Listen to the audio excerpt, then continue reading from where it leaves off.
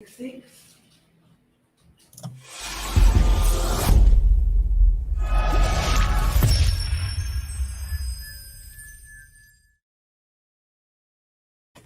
dobry, assalamu alaikum, ciao, konnichiwa, bonjour, good morning, good morgen. How are you today? This is Ken at 10, broadcasting live from our offices here in Norbury, Southwest 16. How are you today? Hope you're doing well. Haven't been here before, thanks for coming. We talk about property and we're based between Streatham and Croydon. We have Streatham to the north, Croydon to the south. We're Zone 3 commuting area and we sell and let properties locally and chat about all things property. Loads of news for you today, various bits and pieces. Lots of offers coming in today as well. Also, we did a podcast, which we're just perfecting now. We're just putting together with Hema Sharma from Alan Buckley Solicitors, the amazing Hema. Hi, Hema, if you're watching. And we're going to put that out for you soon in a podcast format. And that's all about sealed bids and making offers. So I hope you find that interesting. But that's to come this week. A few other bits of news. First one in the Sunday Times, soaring house prices have created almost 100,000 property millionaires since the pandemic started, researchers revealed. High demand and low supply, coupled with the stamp duty holiday, have led to record house prices since the first lockdown, with the average home gaining £31,000 in value over the last year. Last week, the ONS, that's the Office for National Statistics, said the average house price has risen by 13.2%. Of course, depends totally where you are here in London, with the poor relations of some of the holiday type destinations, as we've spoken about many times.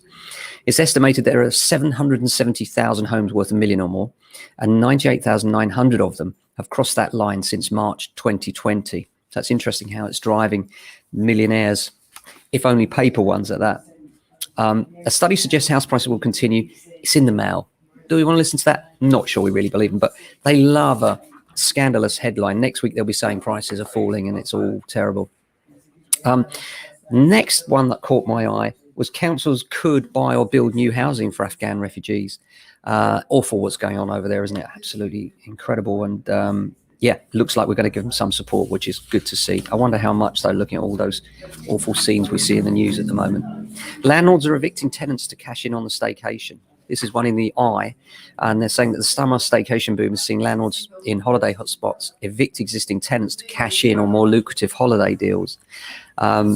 This is going to leave longer-term tenants out in the cold, and the rental listings numbers have fallen by 53% in Wales, 49% in southwest England, and 28% in Scotland. I mean, that is going to, we've said for a while now that will come home to roost at some time. I'll talk a little bit about lenders. I saw something in the paper this week in the Times. James Coney wrote an article, and it is incredible what's happening in the mortgage market right now. By the way, I should start by saying this is not financial advice. We are not trying to advise you on what mortgage to take. Seek advice from a qualified professional independent financial advisor. If you want financial advice, we're just purely educational here. And what is happening in the mortgage market? This is from James Coney of the Times. What is happening in the mortgage market is extraordinary. While we've had marathon mortgages, so-called because they run on and on for a while, this has been coupled with a phenomenal reduction in rates. The cheapest deal on the market is 0.83%. And while these rates have largely been for people with large deposits and plenty of equity, they're starting to creep down. This is good news for first-time buyers. It's enabling people like my colleague to buy a house when they wouldn't otherwise have been able to. I took out a new mortgage a few months ago at 1.27% for 5 years and felt pretty smug. But incredible as it is to say, that already seems to look expensive. And he goes on to say that record rates won't be around forever. And I would agree with that. We got inflation coming through. Who knows when the government will control that? I think it will be with us for a while yet, this low interest rate period. And I think that's why. But we're also finding, of course, since the pandemic, the savers are all banking money. People have been banking a lot of money. It really is a tale of two halves. There have been people that have been getting richer and people much poorer. But the net result is that the banks and building societies are holding more cash than ever before. And so they're keen to actually use it, because if they're not using it, then they're not making money themselves. And that's why we're seeing so many incredible deals. Lenders offering no deposit mortgages for students as well. 3 building societies are offering students 100% mortgage deals if they have a parent who's willing to act as a guarantor. Well, then they're not really, are they? But nonetheless, it's interesting to see they're even offering this to students now, and that's certainly a change.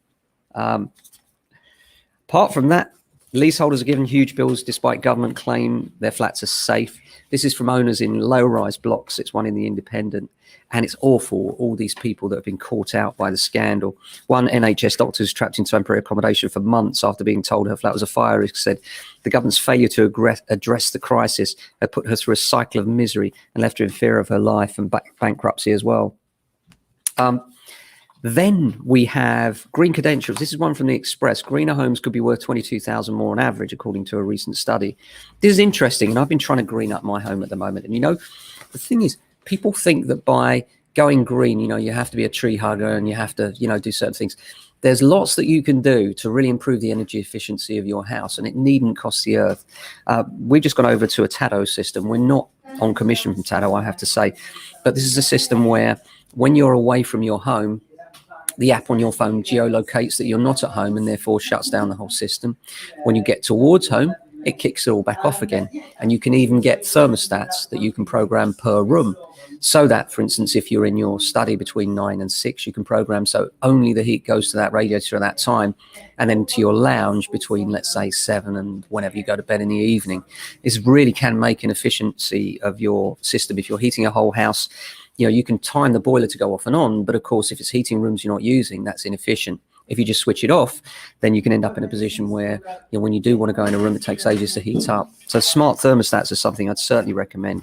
On top of that, I'm speaking to my friend Dave at the moment about all sorts of things that you can do, such as solar panels with batteries. You were saying the other day now that you can actually take batteries, and some of these cheap tariffs, you can get energy from the electricity companies for as little as 4 pence per kilowatt hour, as opposed to 15 pence at peak.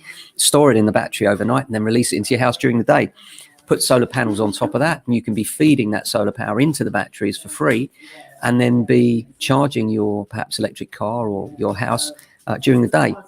So certainly there's lots of efficiencies you can make there, and they don't have to cost the earth. And some of them return quite quickly, especially with rising house prices, rising electricity costs rather, rising so much now that it really does start to make sense to think about your energy costs and what you can do to make it better.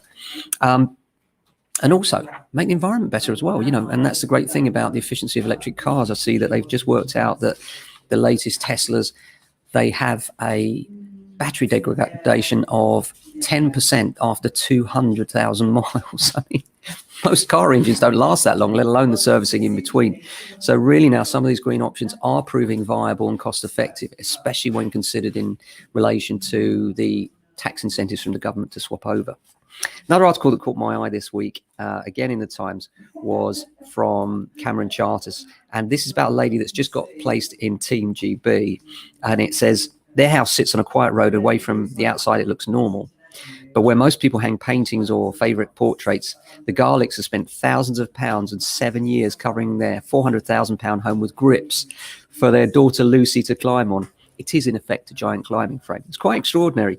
The efforts of Paul and his wife Natalie have paid off. At the age of 14, Lucy is competing in the World Youth Rock Climbing Championships for Team GB.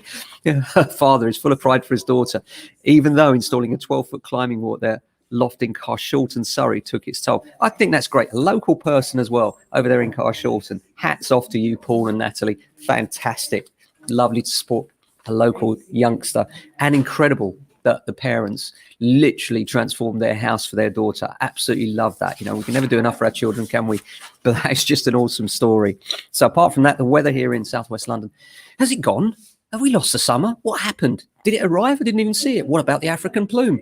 Here we are, August the 23rd. Outside, it looks like an autumn day. I've seen leaves falling off trees, and I'm frustrated. Give me some sunshine. Come on, guys. We've only got a week left of the summer. Surely we can have a little bit of sunshine. Let's hope it brightens up. But as I always say, if you're looking at houses when it is raining and you like it, you know what? You're going to love it when the sun shines. I'll leave you with that thought. Look after your family and friends. Have a fantastic day. We're back same time tomorrow. Ciao.